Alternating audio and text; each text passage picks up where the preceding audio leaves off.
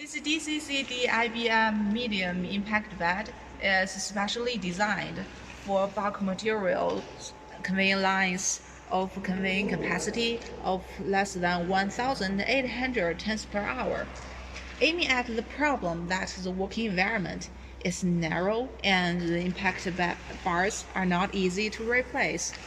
This medium impact bed is especially designed with a pull-out structure so that the impact bars can pull out to replace very easily.